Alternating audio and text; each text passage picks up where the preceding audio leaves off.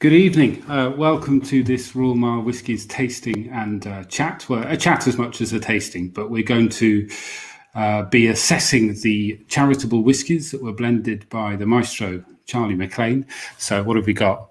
We've got Pillage, and then I've got a small bottle of Spillage here. So we'll hear a lot more about these in a moment, but it doesn't matter if you don't have these whiskies in front of you.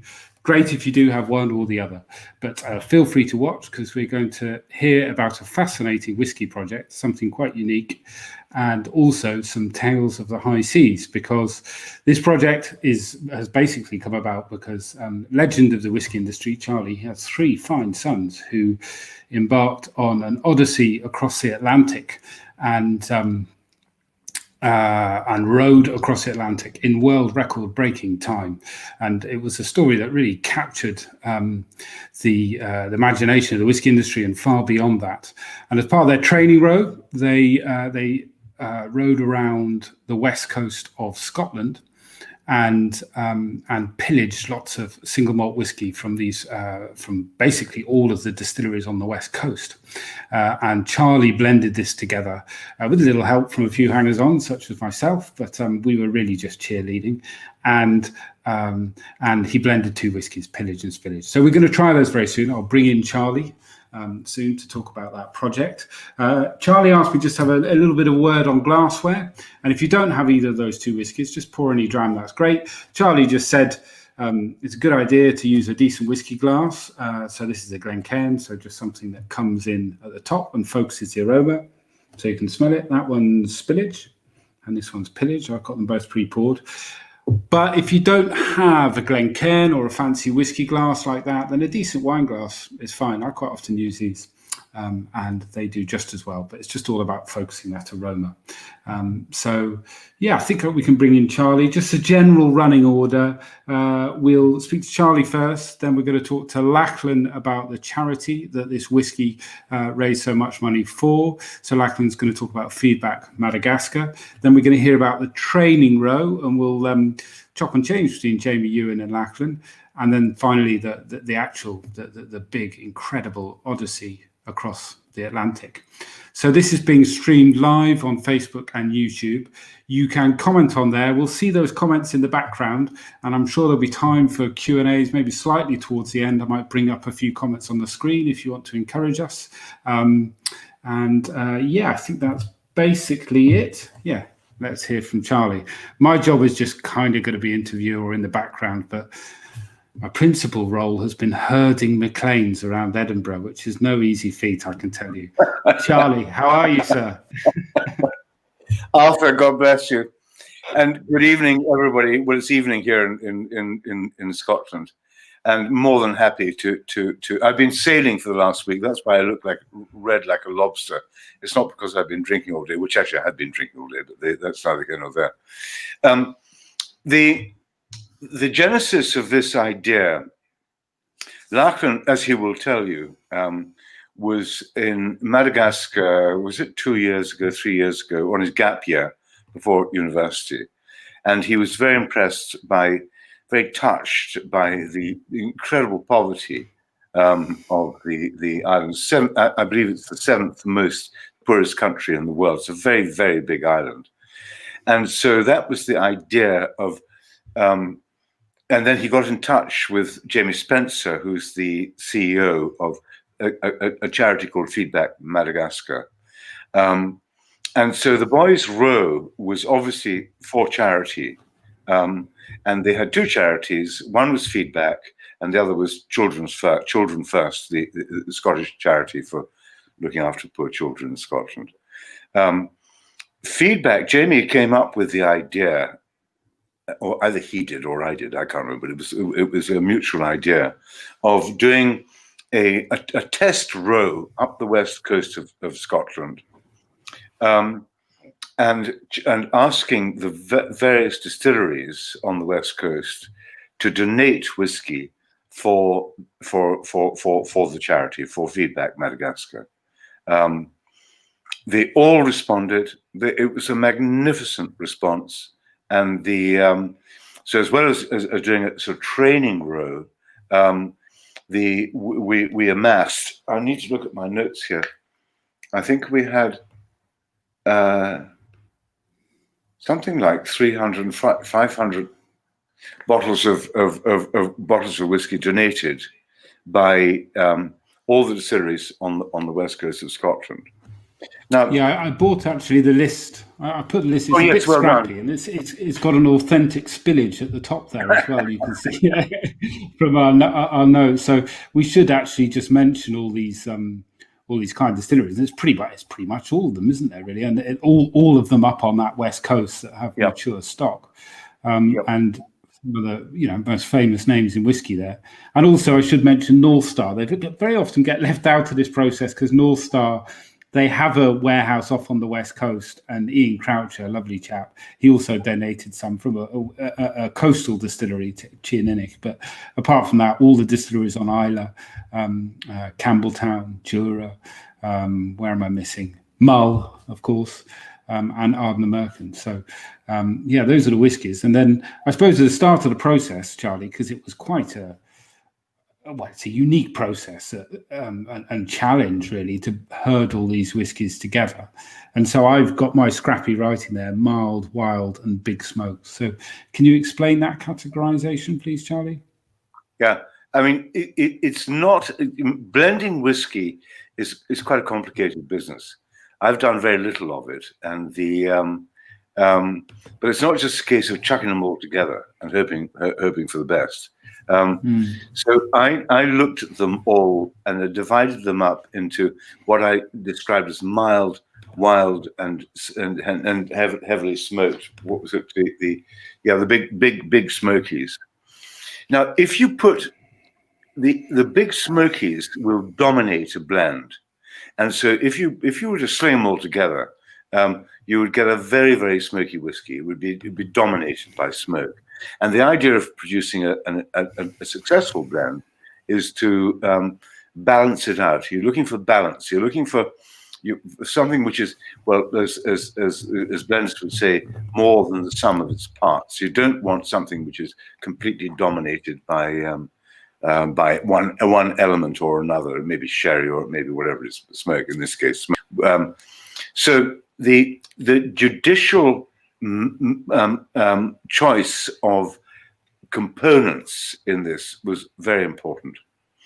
And I consulted, first of all, Richard Patterson, the legendary master blender for White and Mackay, to advise me about how we should go about it. And then, having been guided by him, I then went to my dear friend Arthur Motley and and Alex Bruce at Ardnamurchan Distillery, all of whom I've been interviewed about, all of whom I respect hugely and have huge experience in nosing and tasting whiskey. And we had 2 or 3 sessions looking at the different components, and then came up with if you like, a formula. And the formula, I didn't have got it here on my list, but it was not just as simple as bunging them all together. So we were left with for the Pillage, which is the Pillage is the blended malt, and we blended 168 bottles for the Pillage. And then we had 380, according to my list, Arthur, donated, and so the rest went into spillage. But William Grant's from Girvan Distillery, also West Coast, but the boys didn't visit Girvan on their row, their practice row, but they were generous enough to donate 141 bottles of grain whiskey to make a Scotch blend, and so we achieved ultimately 353 bottles of what we call spillage, which is so Pillage was the blended malt, spillage is the blended Scotch. And yeah. So, sorry. yeah, carry on, Arthur. Well, so yeah, my memory of it was we effectively had a pre-vatting of mild, wild, and big smokes, didn't we? Indeed. And then we played with those ratios. Yeah. And we were looking to create pillage first. So that was the active. That's right. That's right. The goal to find something that best summed up this wild and beautiful west coast of Scotland. And then we were like, well, what would, and then there will be some stuff left. And of course, we want to raise money for charity. And the grain went with that. And that was spillage and a little bit of a kind of fingers crossed and hope. But it turned out really, really well. And for people who've tried both, some people actually prefer spillage. I mean, how would you see the difference between the two, Charlie, pillage and spillage in the results? Well, I'm looking forward to tasting them this evening because to be honest, when I last tasted them, spillage seemed to me to work better, to be honest. But I'm a great fan, as you know, of blended Scotch rather than blended malt. But you're right to point that out, because one of the things that we then also experimented with was what proportion of grain whiskey to malt whiskey in spillage, and we experimented with various levels. I mean, Grants was so gracious as to say, just tell us how much you want. But we went for a proportion 60% malt, 40% grain, and that's worked best. So there's a sort of a crafting business of making a blended Scotch, or indeed, blenders would say that it's more difficult to make a blended malt, what used to be called a vatted malt, than it is to make a blended Scotch. And I think we discovered that. But we've done our best with the ingredients of these magnificent ingredients, generously donated. And I must say, I'm proud of the results. I'm sure you are, Arthur, as well. Delighted. I found the process fascinating as well. You kindly described us as very experienced nosers and tasters of whiskey, but we, as retailers, Kieran and myself, we tend to taste finished product and mostly single malt. And actually that active process of adding a little bit of this and just seeing how just adding a tiny amount of something changed it so dramatically. It gave me huge respect for the blenders. And absolutely. I suppose I'm really pleased with the results, but I suppose it depends what you're looking for. But pillage is pretty wild, just as we wanted it to be, wild, intense West Coast, stormy seas, whereas spillage is a little bit more paddling around the kind of becalmed shallows in the sunlight, whereas pillage is very much rain on your face and waves breaking over the bow kind of thing. That was my impression anyway. I was writing something this afternoon. I was recalling a meeting with a very old man. Actually, he was a judge, Lord Cameron, born in 1900, and he must have been about 95 years old when I met him. And I was in the Scottish Arts Club, as a matter of fact, and with one of my mentors. I did a formal training in sensory evaluation in 1992, and one of my tutors, very influential, was a woman called Sheila Birtles. She was known as the nose of noses. She trained people in distilleries, and I was with her. I was giving her lunch, and we ran into Jock Cameron, and I introduced Sheila, and he said, "Whiskey." He said, "My father." Now I'm bearing in mind that he was born in 1900. My father, he said, would never have these smoky Islay whiskies in the house. What do you think of that? And we both said, why on earth not? He said, oh, don't misunderstand me, he said. He would have them in the cellar, but not in the drawing room or in the dining room, because the Islay whiskies are for drinking out of doors. And that's a wonderful story, because it's a view back into the 19th century, and what we were trying to create here was really a West Coast whiskey, or two West Coast whiskies with the West Coast style, and I think we've succeeded, I really do. Absolutely, no. I was very nervous trying it for the first time, saying, God, because so many people have put so much effort and donated so much time, let alone the boys who rode across the bloody Atlantic. I was nervous, but it's great. I was delighted and so proud to have be associated with the project and have our name on the bottle. So great. Well, thanks, Charlie. I think we should probably hear from Lachlan. So you can have a little rest, pour yourself a dram, and we'll hear from you later on, Charlie. I've got a dram here. Hi, Lachlan. How you doing? Hey, Arthur. Don't leave Dad on his own for too long. He'll have more than one. We'll keep checking in on him, I'm sure. So, I suppose, your role at the beginning here is just to tell us a little bit about the fantastic charity that we raised so much money for, and I should say also, so I think there was 168 bottles of Pillage at 275 quid, I think it was, something like that. They're all gone.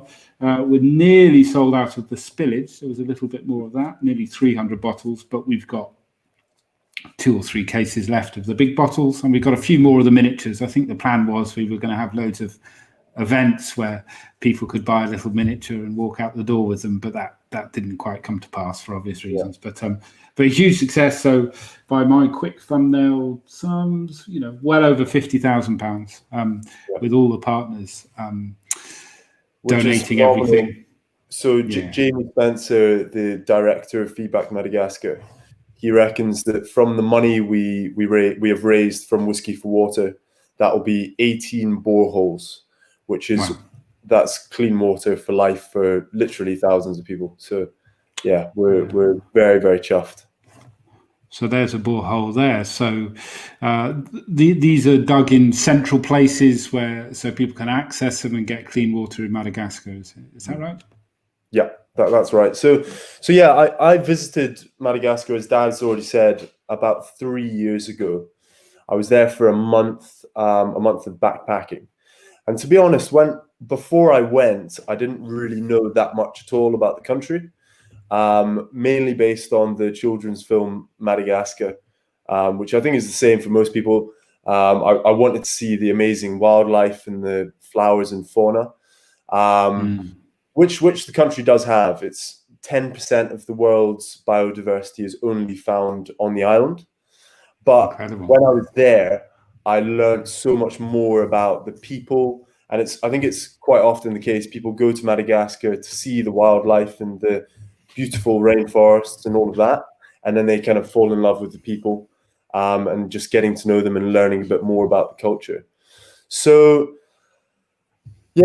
but one thing which Dad also did touch on is that the country, whilst they are amazingly hospitable, they're so kind, literally families who couldn't afford to put food on their own tables kind of took us in and fed us, treated us like kings.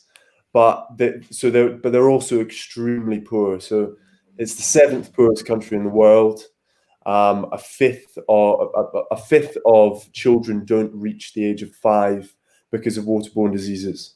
So it was a contrast of kind of falling in love with people and loving the place, but also being very shocked by the level of the poverty. But I love the country. I want to go back. A month isn't enough. It's the 4th largest island in the world. So I think to see it properly, you need probably about 6 months. But then after getting back, fast forward kind of 2 months, these plans with Jamie and Ewan, my older 2 brothers, to row across the Atlantic had been kind of coming together over the months preceding and following the trip. So we it was initially my idea to do it with a friend, and then I told James and Ewan about it, and they were dead keen. And of course, I prefer to do it with my two brothers than I would with a friend. So then I think we all kind of played a role in, we joke about, I think some siblings sign a brother or a sister up for a 10K as a joke. Yeah. Jamie took it a bit. He kind of upped the stakes a little bit, and he signed us up for the race, which was a bit of a shock. But it's one of those things that as soon as you tell more than a couple of people, your decision is made, and you have to just do it. But we also kind of early on in the stage realized the capacity of the campaign to raise a lot of money for charity. So that was when we started meeting with different charities, and I actually stayed in a youth center that Feedback built in a village in Madagascar. So it was kind of the first one that came to mind. And to be honest, it was a no-brainer. Awesome charity. The director is an amazing guy, Jamie Spencer. And yeah, it was kind of an easy decision as soon as they had learned a little more about the work that they do. Incredible. And I'm just curious, I mean, how much rowing experience was there between the three of you, and how much experience on not just water, but an ocean? I mean, had any of you done anything like this before? No, not at all.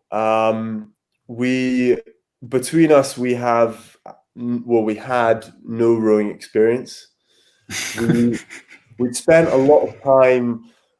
I mean, we've spent a bit of time sailing over the years. We've always done a bit of sailing with Dad. Dad loves sailing, and he's kind of got into that. But it's been kind of a week a year. I would say we're very much so amateurs.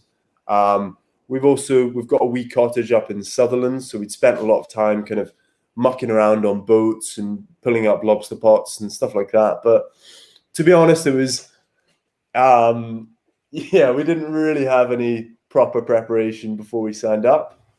We just kind of decided we'd go for it and just learn as we went and ask lots of questions and learn from people that didn't know what they were talking about. Yeah, good for you. I've actually crossed the Atlantic on a boat when I was 18. Amazing. Yeah, I have. And if you'd asked me then, or if Charlie had told me the boys are planning on doing this and they've got no rowing experience, I would say save your boys now because it's scary. I mean, we'll come to the Atlantic later on, but Were you going east-west or?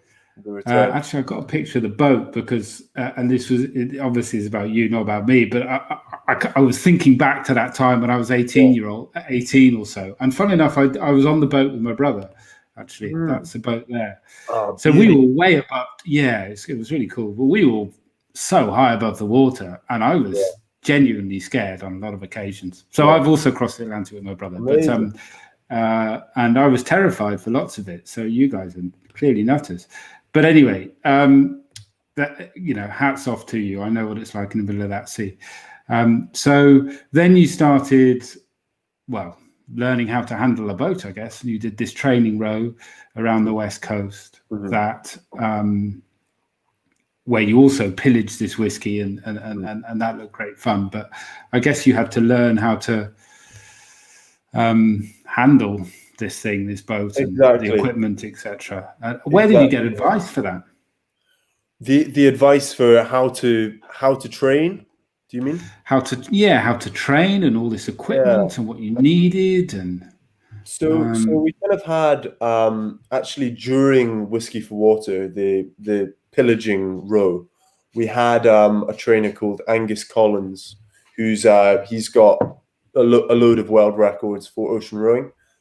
So he took us out for 2 of the days. I'm trying to think where it was. I think it was Crinan to Tobermory. It was something like that. And we went through the Corryvreckan with him. To be honest, you can do lots of kind of physical preparation in the gym, but like the most valuable time is actually on the water and getting used to the boat and the equipment. So that's why the Whiskey for Water was great, because it was an opportunity to pillage all this whiskey and sell it for charity and raise loads of cash. But it was also kind of a great opportunity of being on the water and getting used to the boat. And the west coast of Scotland has some of the most challenging tides in the world. So yeah, you mentioned Corrie Reckon there. That's one. Oof. Yeah, exactly. So we were kind of battling with it. It was quite hilarious, because we were kind of battling with we could only really row with the tide, and the times that we did kind of go against it, it was very challenging. But also we'd be rowing for 8-10 hours during the day, and then we'd arrive at the distillery, and of course we'd have a look around and look at the stills, but of course it would be straight off the boat and then straight away a dram in your hand, which after 8 to 10 hours of rowing, you kind of want a cold glass of water. But I mean, a dram is, I guess, a much better substitute. Yeah, a fantastic way to visit the distilleries as well, and to see Scotland. And by boat on the west coast is absolutely incredible. You cannot beat it. And you get slightly away from the midges. I wondered if the water's actually blue here, and it's just a particularly thick cloud of midges that boat's going through. Probably. Well, thank you so much for that summary of that training element. Should we? Well, there's Jamie. How you doing, Jamie? Hello. I'm just enjoying my spillage. It's actually my first time tasting it, which is it's delicious. Good. We didn't let you down. That's great to hear. And we've got Ewan as well. Hi, Ewan. Hey, how are you doing? Yeah, doing great. So we've got up to the point, I guess, on the adventure of having done the training row, and then I showed a picture of the kit here, which I mean, technically, even just getting the right things on the boat and for enough food and enough energy, really. Let's not even call it food. It's just energy, isn't it? You must have had to take a lot of advice there, and then packing it all up on that tiny boat. And then you are on a La Gomera, isn't it? Where you left from? Yeah. And may I say how scared you all look here with due cause. You're trying to look brave, but you must have been slightly nervous that night before, Ewan. Oh yeah, it was a bit of a. Can you hear me? Okay, is it coming through? Yeah, great. Yeah, great. I'm not using that microphone, Fisher. Thank you. Sorry, I'm getting on the window. He thinks I'm using this microphone. It was hugely nerve-wracking. I mean, it's the fear of the unknown is probably the biggest thing with one of these challenges. I think that's the thing that gets you most. And I think before you actually set off and before you're actually in the middle of the ocean, you don't know how you're going to react to days and days of sleep deprivation or kind of rowing constantly for kind of 7 days in a row, 14 days in a row, 30 days in a row, could be up to 60. You have no idea. And you mentioned all the kit earlier. That was a huge kind of learning process, I guess. Because I mean we started very much with absolutely no knowledge of what it took to row an ocean, what equipment you needed, how to use that equipment. So that year, and particularly the Whiskey for Water row, it was a fantastic opportunity for us to actually learn how to use that equipment. And then by the time we got to La Gomera, we'd brought a whole load of all this equipment. We had to get it very carefully checked by the race organisers to make sure that everything that we needed was there, and particularly the safety equipment and the food and that kind of thing. We brought the right bits and bobs with us. But it was a pretty I'd say pretty stressful. We were there for 12 days in La Gomera at the start line, and I'd say it was pretty stressful, to be honest. We were kind of frantically trying to pack one part of the boat correctly and divvy up our food rations or apply the vinyls to the side of the boat or the polish to the bottom of the boat. And we were pretty stressed out compared to some of the other teams, I must say. I don't know whether we brought that on ourselves, but no, it was good. We got there in the end. Yeah, there's the shot of you guys leaving. So, Jamie, you seem to be the onboard piper. Yeah, no, we were. I suppose it was almost as Ewan touches on. It was quite such a stressful period just getting the boat to the state where we would pass the safety checks, and we'd be ready to go. That when we actually did leave, it was a huge relief. Almost, we'd kind of forgotten about what lay ahead, and we were just naively sort of rowing off into the sunset, thinking this was the beginning of the adventure. That didn't last very long. It soon, the reality of what we'd signed up to kind of set in within 10 hours, literally as soon as the sun started setting, because it was a particularly wild start to the race. Big waves, I don't know, 20 foot waves, high winds of about gusting 30, 35 knots. Conditions that we tried to train as harsher conditions as possible on the West Coast, but the conditions you get there and the conditions you get as soon as you leave, even as soon as you leave the Canaries, because you're so far out from mainland already that the conditions you're just thrown right in at the deep end. And so we rode out. It was quite good. We seemed to be doing okay. Weren't quite sure of our course. We'd only just arranged things with our weather router, and he was en route. He was in La Gomera, the skipper, as you know him well, and he was en route back to the UK. So there was a period of the sort of very start of the race where we didn't know exactly where we were going. We had a rough idea from all the briefings that we'd had. And then night descended and huge waves. It was pretty terrifying. Ewan and I got seasick. Luckily, it only lasted for a few hours, but there was a short period of time where Lachlan was on the oars. Ewan and I were due to be resting. We couldn't go in the cabins because as soon as you step foot inside the cabins, you needed to be sick. So we got back out on deck. We were trying to rest, but you were also full of adrenaline, so you can't really sleep at that point. Ewan and I sort of being sick over the side of the boat, laying on deck, feet are sort of dragging in the bilges, and we kind of looked at each other, and I don't think any words were exchanged, but you just thought, wow, what have we got ourselves into? Just because it could have quite easily been that for another 40 to 60 days. We just didn't know. And so the prospect of that was just, it was quite an overwhelming moment. And many people watching this would have experienced seasickness, but they won't have experienced it for kind of roughly 2 days, which is kind of how long you have it for. You know, it might be just a ferry trip over to northern France or over to Spain or something like that. But I remember that, where you leave the shelter of the land and it's just constant movement. And those first 2 or 3 days are just horrendous. And you don't know if it's going to pass either. For for a few unlucky people, it never goes away. No, it doesn't. Yeah, it's chronic seasickness, which actually there was one person who was rescued in our race because it just wouldn't go away. There was another one, John Davidson, the mad giraffe, who was raising money for MND.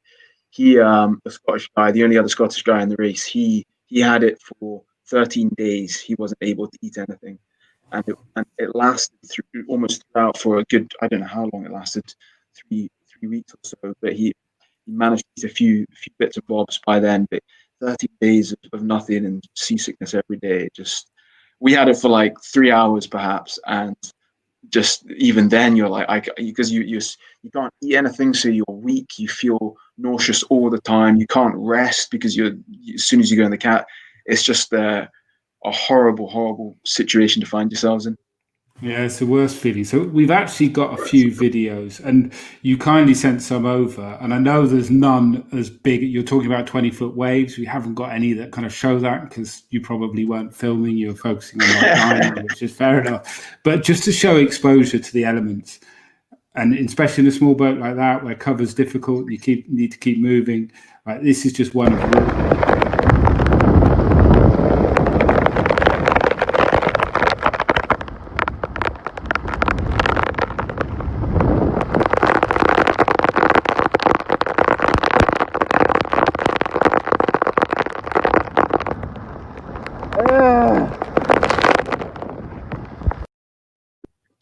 Wonderful. And then this is one, I suppose, the small problems that, everyday problems that will become more. This is one of, you sent me this one just called the toilet.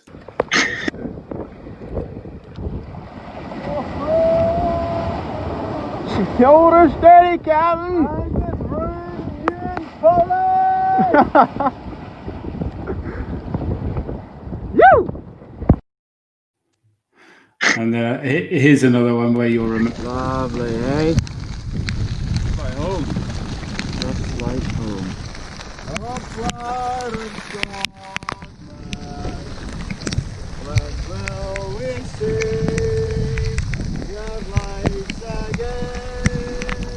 Not more than life before. The attitude again, not good again.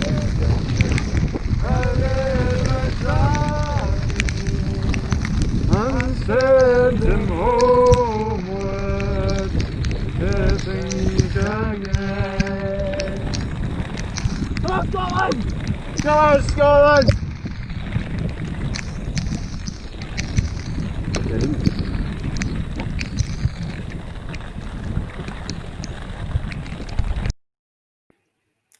So I think it's fair to say you had to entertain yourselves, I think, was the answer to that.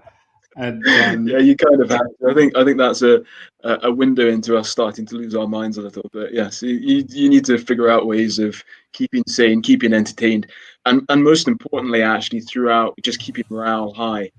It's amazing how just your morale on the boat, as soon as it started to dip, everything would seem like it's going wrong. You'd feel like you were going slow. You'd feel like teams were gaining on you. You'd feel it just compounds everything.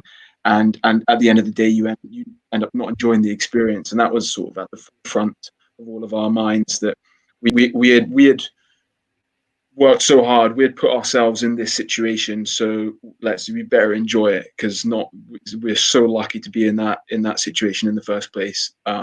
So privileged to have gotten there, and so we were adamant that we were going to enjoy it, and so at every single moment we tried to make that possible.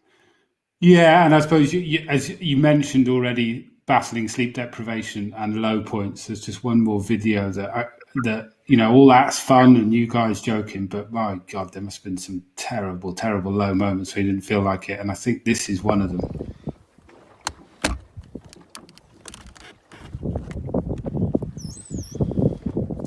Oh, Jimmy, time to get up. Yeah. The joy. Another shift. How excited are you? You look pretty excited to me. That torch is really nice in his eyes. Yeah, right. See you in a couple of minutes. You didn't look very excited. So let's bring Lala back in. The light gives me PTSD, seriously. So that was a red light that was in the cabin. I assumed it was infrared camera, was it? Or So the cabin lights, when you turn them on, they just automatically will go to red, just so you don't ruin your night. I see. And so, I mean, that's insight, the fact that you guys had to sleep below in this tiny little section of the boat below, and you were on a shift pattern. What was that shift pattern? How much sleep were you getting? How did you divvy it up? Yeah, so it took us probably about 10 days to really get into the routine. We probably, on average, we were going on kind of a 2 hours on, 1 hour off routine. So we do that from 6 a.m. through until about 12 at night. And then between 12 and 6, there was a 6-hour window when we just have one person rowing. But kind of our thinking was we were in the same boat as a lot of the 4-person teams and 5-person teams. So we kind of knew that for us to be competitive with them, we would have to row more. They generally will do a 2-on, 2-off shift pattern. So yeah, we kind of settled for just getting a bit less sleep and then having 2 people on the oars as much of the time as we could. So I would say in 24 hours, we were probably getting between 3 and 4.5 hours sleep, which Doesn't sound, that sounds horrendous. I mean, it sounds horrendous to me now, but it's amazing how your body just adapts to it. So after 10 days, 10, 12 days, you can just do it. It's amazing how quickly you adapt, and what is initially quite unbearable becomes just normal.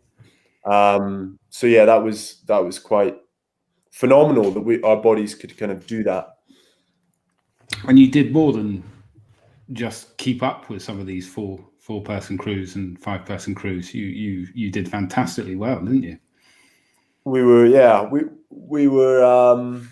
no, we did. We're really we're happy with kind of the result. We did a number of things quite differently to other teams in our preparation, and also, as I said, in terms of shift patterns, and a number of things came together. The weather was good for us, and yeah, we worked hard, and I guess it went really well. Yeah.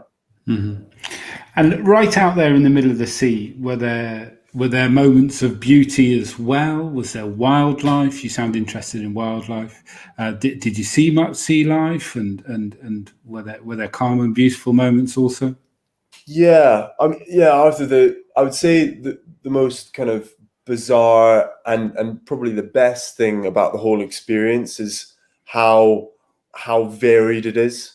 So from 1 hour to the next, you go from feeling this is pretty much the worst thing I've ever done, when, like in that video when Jamie's trying to get up after probably an hour and a half of sleep, and he's faced with another 16-hour day of rowing. It's not what you want to do.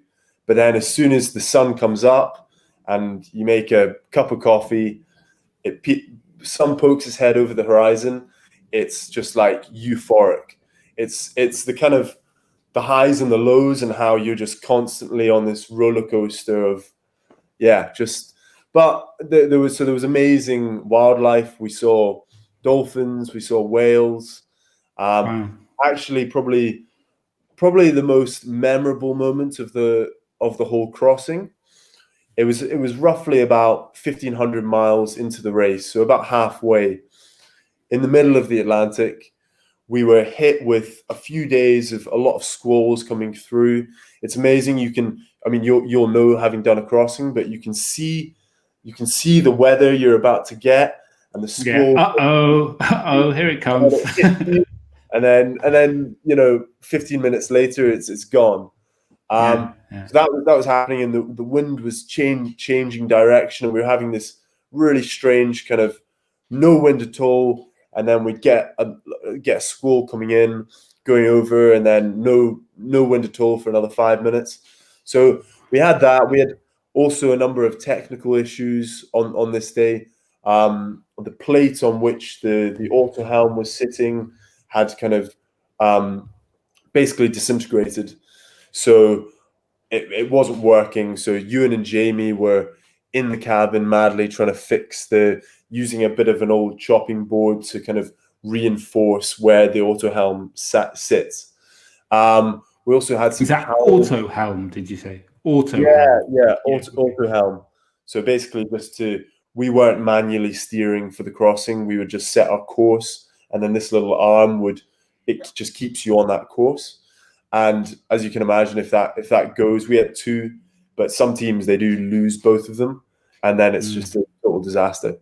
So a number of technical issues were going bad. The weather was terrible, and we'd just come out of one of these horrendous squalls, getting blown in the wrong direction, and then out of nowhere, and we weren't sure if we were hallucinating or what was going on, but out of nowhere we all we saw this butterfly overhead, and it fluttered past, and it was literally kind of 6 feet away. We were all sure we saw it, fluttered past, and then just fluttered away.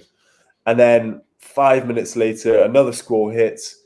It's hailing torrential rain, and it was just like, what is going on? Why is there a butterfly in the middle of the Atlantic? That is incredible. Yeah, really quite bizarre. The the nights are quite amazing as well. When you get a clear night as well, the stars when you're right in the middle of the sea are absolutely awesome, aren't they? Incredible, yeah. That was probably towards the end of the race that kind of became, I think, well, it was probably my favorite part of the day, the night shifts, when quite often we would have kind of a 2-hour shift on our own, and it was like if you got a clear night and the stars were overhead, it was just quite bizarre, and you know that you are closer to someone on the space station, kind of in space, than you are to another person on land. And it's quite a strange kind of psychological experience, I guess, to just know that. Yeah, that is. Amazing stars and and you really feel the weight of the water under you, the depth of it as well. Did you go for a swim at all in the middle of it, or did you ever get out? Yeah, so you kind of have to. You have to clean the hull 2 or 3 times during the crossing, because you get these strange, they're called, I think, goosehead barnacles. Yeah. Strange looking things. They're kind of it's like a little mussel on a little kind of seaweed cord, and they create a lot of drag. So we had to go under. I think we did it 2 or 3 times. And I thought that I would be really keen to jump in and go for a swim if we had a calm day, but you're just not. We also played this game where you attach yourself to the boat, because obviously there's always a lot of current and you're always moving it kind of 2 knots, so you faster than you can swim. But kind of tie yourself to the boat and then try and swim away and see how far you can get before you just lose your nerve. And it's sounds like a terrible game. That sounds awful. Yeah, it is strange, because you know that there's like 7 miles of ocean below you, and it's something in your head is saying this is wrong. This is not. It's really weird. You feel so very vulnerable, and it's not even the idea of, because you've seen Jaws a few times and you're worried about sharks, or whatever. So it's the depths beneath you is kind of weirdly terrifying. Great. In fact, just talking about, there was one lovely video. Bear with me. There we go.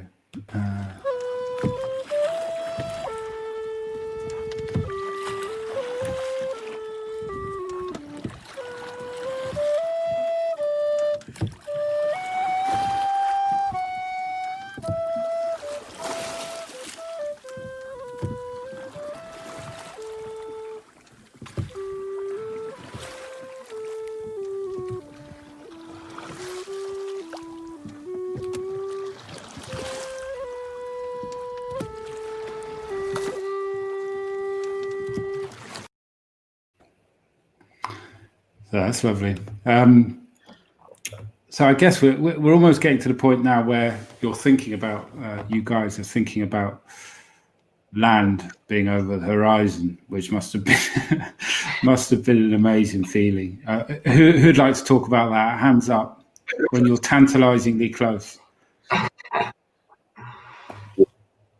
I'll go. Yeah, it was a bizarre experience. You're when you first see land, actually, it's kind of like it's there on the distance, and you see this shimmer, and there's a great kind of boost in morale on the boat, and everyone's, you get very excited, and then you turn back and you row for another like 6 hours or so, and then you turn around and it's like not really moved at all. It's still like absolutely miles away. And then you kind of forget about it.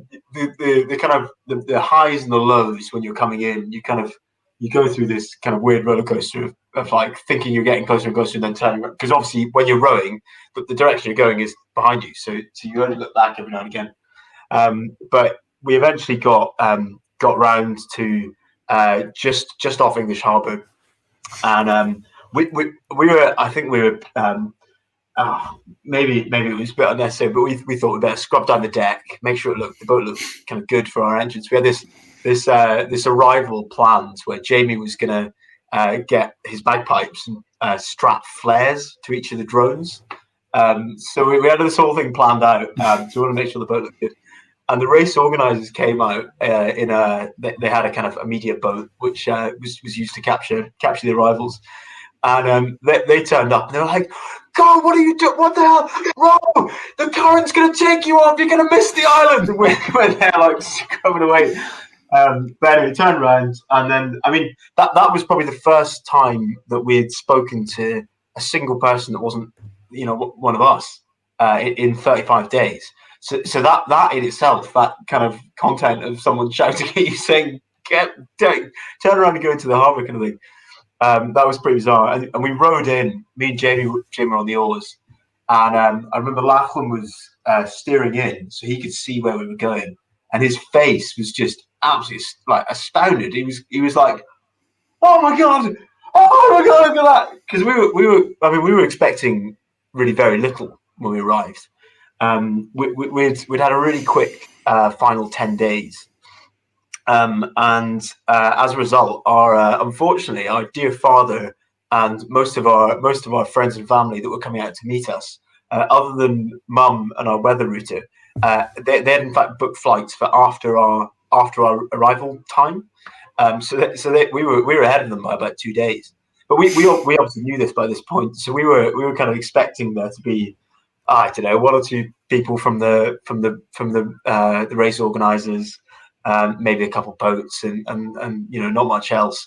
But it was, the complete opposite. There was, hundreds of people lined up on the shore. There was all these super yachts lining English Harbour, and all of them. It was a kind of like my horn's bigger than your horn kind of like thing, where you rowed in, and each of the super yachts would sound their horn as you rowed past.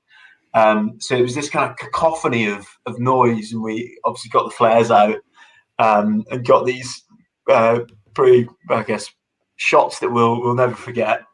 But I can't tell you after how bizarre the actual setting foot on land. It was the most kind of disconnected, but euphoric moment. You really don't know. Your body doesn't know what's going on. You've not seen anyone. You're so glad that it's over. You're also, in a weird way, incredibly sad that it's the end of that incredible experience. And then, of course, you're asked straight away to go on this kind of podium, given a microphone, and asked a bunch of questions, which totally, I think we were all a bit shell shocked, to be honest. But it was an unbelievable experience. Honestly. Yeah, it's a bit like someone who scores a winning goal in the cup final or thinks a part in the Ryder Cup, and the commentator also always says, "How do you feel?" It's like, how are you supposed to sum that up? You're totally even the sight of land totally freaks you out, or cars and how quick they move, or people when you've been at sea, let alone how wobbly your legs feel. In fact, talking about tarting yourselves up before arrival. Here's one of Jamie. What are you doing, Jimbo? I'm washing the locks. Are you I want them to look luscious for Antigua. Are you washing your hair in the shite bucket, Jim? It's an easy mistake to make, but there's 2 buckets. We have 2 buckets. I've not seen the second bucket. It's right there. You liar. Good. And what are you using there? We forgot our shampoo, but the wonders of Ecovet, it keeps your hair squeaky clean for over a week. Head and shoulders, eat your heart out. We've found a way better method. Just use a shite bucket and make them there. Good.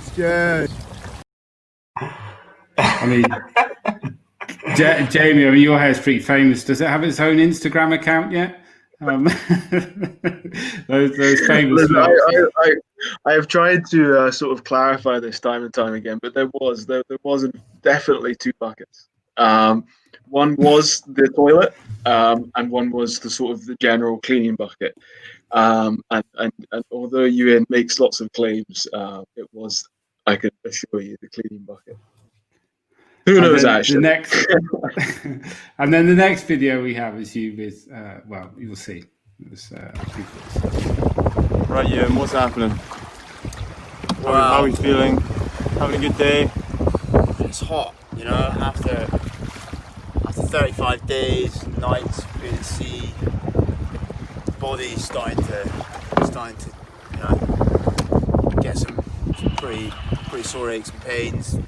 Hands, blisters starting to go. Feet look pretty tough. But after all that,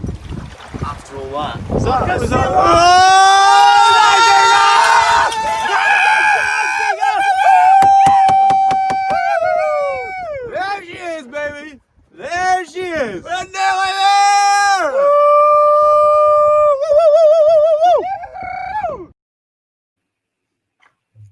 The smudge Yeah, on the horizon.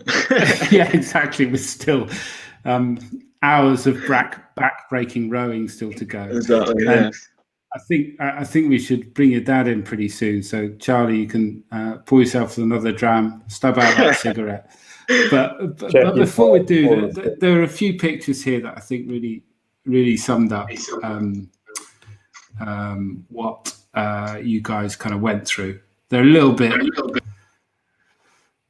gruesome, and so if you're a squeamish chiropodist, however you say it, there's a picture of some feet here, and that I think sums up what you guys went through and that incredible effort. And then hands, whoosh, yeah. And then there's what else have we got here? In fact, actually, whose hands and feet were they, Ewan? Do you know? They were mine, yeah. I thought so. Which, yeah, no, they get pretty bad. It's amazing how corrosive a saltwater environment is. It really it eats through your flesh. But I mean, I think we were all pretty good. I think probably up until about the last 10 days or something. You know, it's all about maintenance with these kind of things. And we'd kept on top of it. And then as soon as we knew that we were kind of within reach and it wasn't going to be, you know, because it could have been like 60 days. But as soon as we were kind of in reach of Antigua, we kind of relaxed a little bit. And then suddenly it's amazing how quickly the body degrades. And because you're exerting so much effort, you don't go into any kind of recovery at all. So you pick up these a slight graze or a blister or a salt sore or whatever, and it just doesn't heal at all. So it gets worse and worse and worse. And if you don't maintain, then it really does. It can become a really serious problem. But as soon as you step foot on land, it's absolutely crazy. Within kind of 24 hours, your body just goes into a totally different mode, and within about a week, I think my hands were back to normal, if you believe it. I swear they're now pretty normal. Great.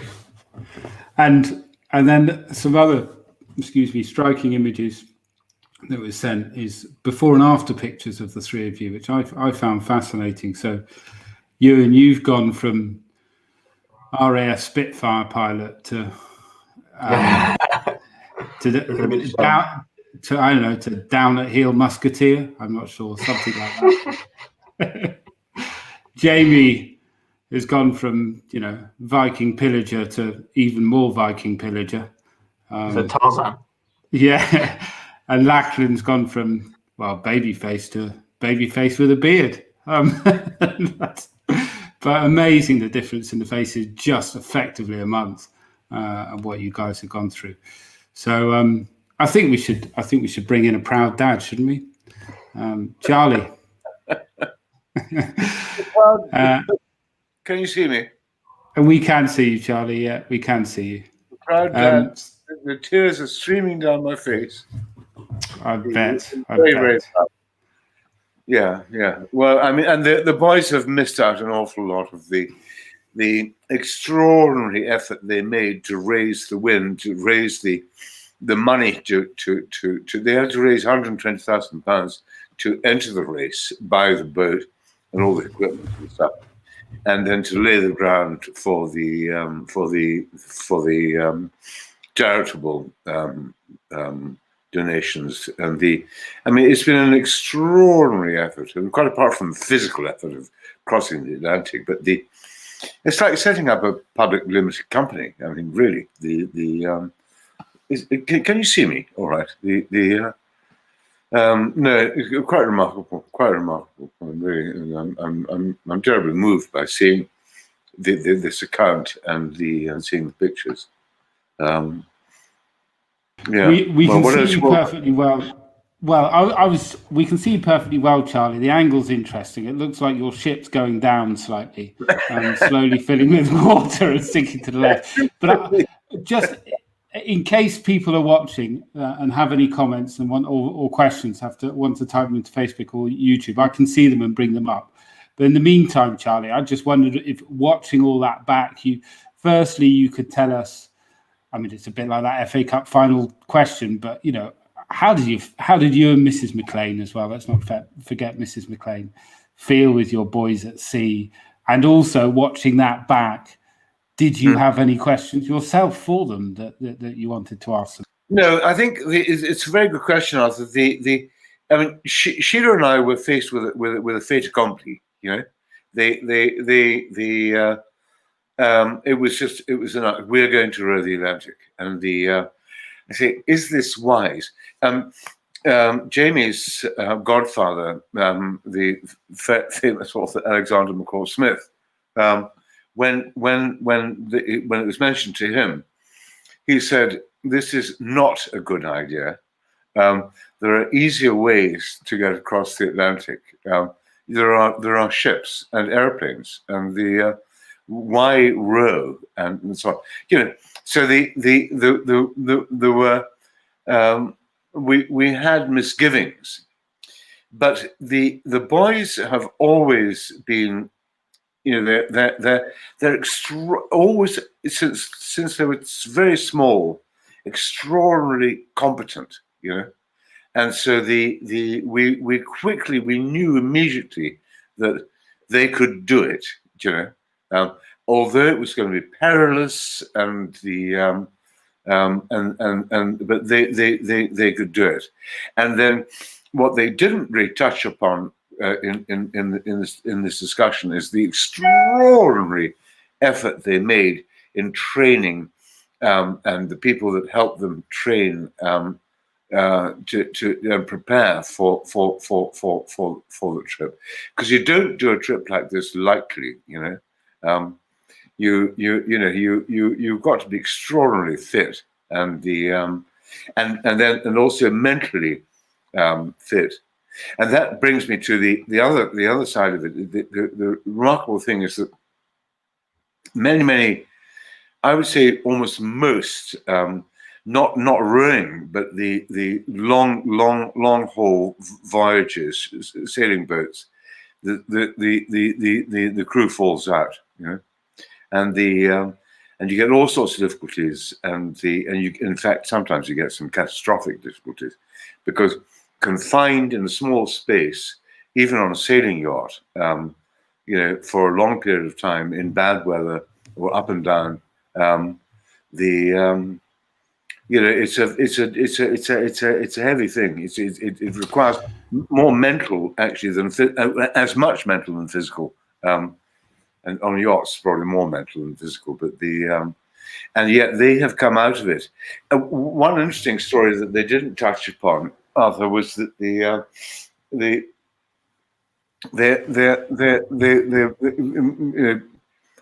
all their cables to their they're going to be listening to music and audio books or whatever, probably mainly music, but the cables rotted, and so they couldn't sit while they were rowing interminably, hour after hour after hour, listening to something. They had to talk to one another. And what's been the result of this? Well, the best result possible, because they're now the best of friends, and they talk everything. There's a very well-timed question here from Paul. Let's just bring that up. So, hands up, which one of the boys would like to answer this one? Was morale difficult to keep up under those conditions? And do you think it was easier to keep up with you being brothers rather than just acquaintances? So I think that's exactly what Charlie was talking about. Great question. Hands up. Who's going for that one? Okay, Jamie's in. Jamie, tell us. Yeah, I think it came down to a couple factors, but one in particular was that our sort of our objective going into it. We agreed early on. I think having spoken to other teams and hearing about sort of horror stories of teams in the past about arriving and never speaking to one another again, it seemed to be that seems to happen if you have different objectives going into it. And so the three of us early on, we agreed. We spent a lot of time talking amongst ourselves about, why are we doing this? What do we want to get out of this? And so we knew that we were doing it for the same reasons. And then on top of that, to compound that, almost that was definitely probably our strongest point, and the biggest sort of bonus against other teams was the fact that us being brothers, having similar childhoods, we had similar thresholds. And so when the weather turned against us, or when the weather got pretty scary and pretty high seas, we'd sort of have similar breaking points of when we wanted to keep on rowing or when we wanted to sort of ease off and sort of and so it just kind of it meant that there wasn't one of us wanting to push and the other two wanting to sort of chill out because it was getting pretty scary or pretty hairy, or vice versa.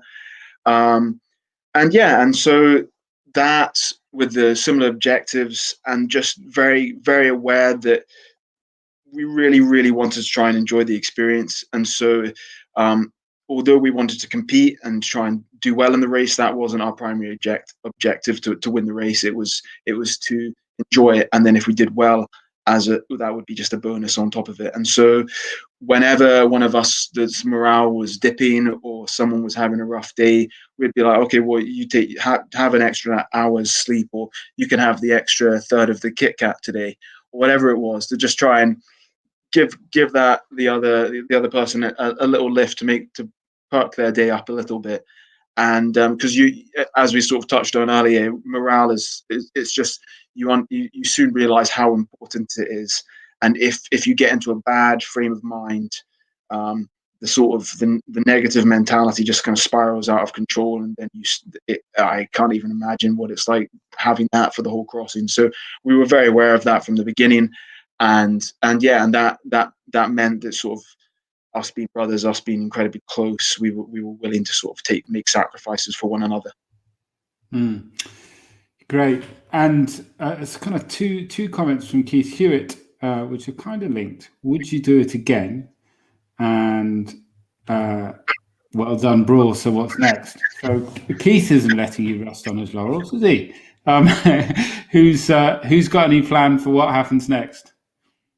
And would you do it again? All right, Lachlan's in. Lala, tell us. Yeah, I think so. Yeah, I'll answer the first question, and then I'll offload the difficult one to Ewan. No, I think we would do it again, definitely. I think we all really enjoyed it. I think instead of doing the Atlantic, we'd want to do. There are other ocean races, so there's a Pacific race and there's an Indian Ocean race. Yeah, if we could, but as has already been touched on, the whole campaign was basically a year of our lives, kind of effort went into it. So we need to, everything else kind of has to go on hold. So if that window came up, then we'd love to. Yeah. Mm-hmm. And Ewan, sounds like Ewan's got a plan, has he? We've got. I mean, as Dad touched on, we unfortunately we lost our the ability to listen to music for quite a lot of the crossing. So instead, we just talked for quite a bit of it. So obviously, during that time, we were discussing quite a bit what we might do next. And since then, I think we've hatched several plans. We've got a couple things in the pipeline. But I think, from the whole experience, looking kind of, I guess, objectively back at it, I think we all really enjoyed, first of all, working together. I think that was a phenomenal thing. I think beyond that, the getting kind of people involved and people believing in the thing that you were trying to work towards, that was an amazing experience, and particularly when it's the whole core of it is trying to do something kind of good. So raising money for the two charities that we were supporting. And I think that's something we would definitely want to do again. And I think teamwork as well. I think we realised that we worked, quite well as a team.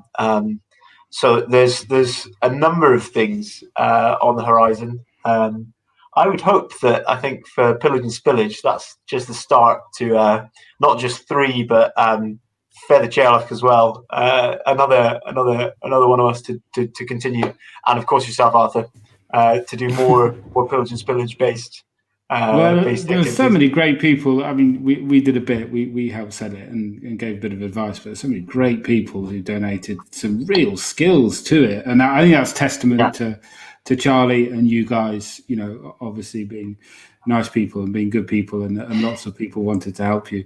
I think we're getting towards the end. I had one question that I wondered, it might have been the answer to what you're going to do next.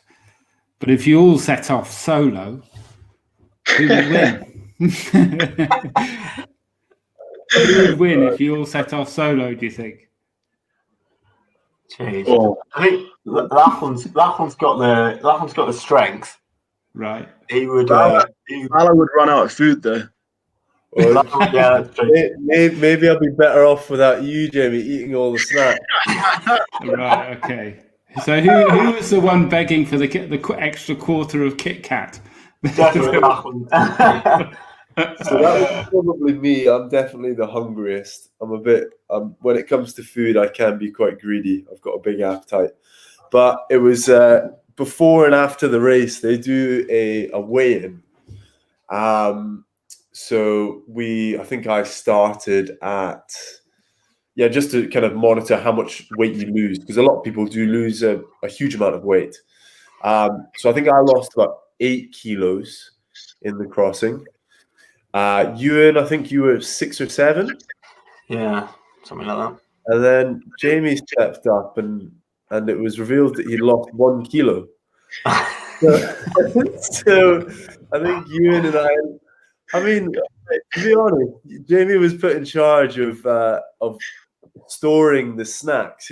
Jamie's a very foodie, so he was in charge of our nutrition and choosing which meals we were going to eat and which snacks we were going to take.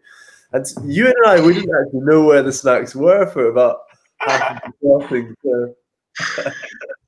We also discovered that Jamie's actually got incredibly little self-restraint when it comes to having like a treat. Like me and Lachlan would hold back our kind of, we'd literally have, something like a third of a Snickers, and that would be our treat for the day.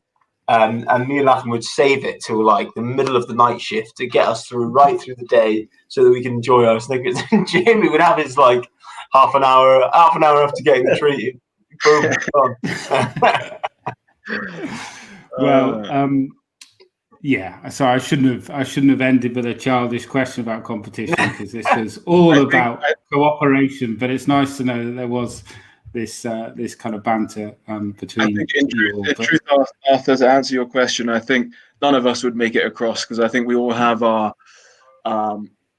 we have things that make us good and things that make us bad, and it's sort of it's the team that sort of binds it together that made it work. And so if we all set off solo, we'd probably still be out there. Very nice. Well, perfect. Let's bring Charlie in, guys. I've enjoyed this so much. Like hearing you guys talk about it took me back to being in the middle of the sea and that incredible experience, but nothing like what you guys achieved. And sincere congratulations. I know there's so many people who have been following your story, and it's been really great to hear more about it and try the whiskies. Hands up who preferred Spillage. Hands up who preferred Pillage. All right, Jamie, okay, Pillage. I think I'm just still with Pillage. Charlie, which should you? Your Pillage. I think I'm Pillage. I haven't actually tasted this evening, but the previous things, I think Spillage is my. But I'm a blended Scotch. Well, lots of people. Oh, there's John Allen. Lots of people have enjoyed it. So. God bless you. I'd just like to thank you and Kier for your help, and also just generally the industry as a whole how generous all the distilleries on the West Coast have been, and everyone that's helped, from packaging, label design, and yeah, of course, Roma whiskey as well. So thank you so much. In fact, I did, as well as all the distilleries. I should have thanked these guys earlier on, but Adelphi, who did the bottling, again, totally free of charge, and also at a time where the industry was under extreme stress coming out of COVID, and bottling halls were really, really challenging, and they shoehorn that in to get it done and get it live. Amazing effort, so much generosity there. Blue Box Design, who the incredible boxes, which cost a fortune, and they donated those free of charge. Some people struggled to get into them, but they were just so beautifully designed by Charlie. What's the name of the fantastic designer guy? Blue Box Design, isn't it? Blue Box, yeah. And McLaren Packaging donated the packaging. 18 quid a box it cost, all for free. Amazing.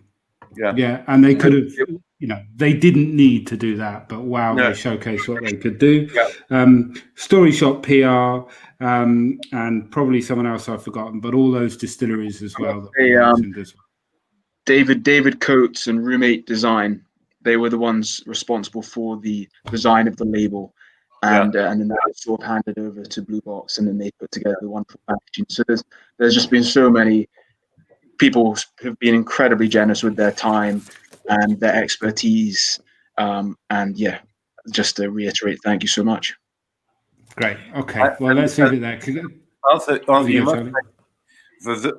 for those who are viewing who haven't seen the website, to look at the films and to acknowledge the guys that made the film. Lost Clock. Brilliant. Lost Clock. Brilliant. Absolutely brilliant. Young guys, friends of the boys. Brilliant films. Absolutely. They're all sitting on the Royal Mile Whisky's YouTube channel, and probably the Braw YouTube channel as well. So you can go back and watch those, and they're tremendously entertaining. So great. I'm going to, Ewan's away. He's obviously wanting another dram. Lachlan, Jamie, thank you very much for your time. And Charlie. Thank you very much. Thanks, Arthur. No, my absolute pleasure, Charlie. See you soon. So that's the end. You can still donate to Feedback Madagascar, and you can still buy the odd bottle of Pillage and Spillage. Sorry, not Pillage, Spillage and Spillage in miniature form, if you'd like to donate in that way. But thank you so much for tuning in. And if you found it interesting, feel free to share it onwards. It's sitting on our Royal Mile Whisky's Facebook and also the YouTube, well, indefinitely. Yeah, it's been a really good evening. Thanks very much. Cheerio.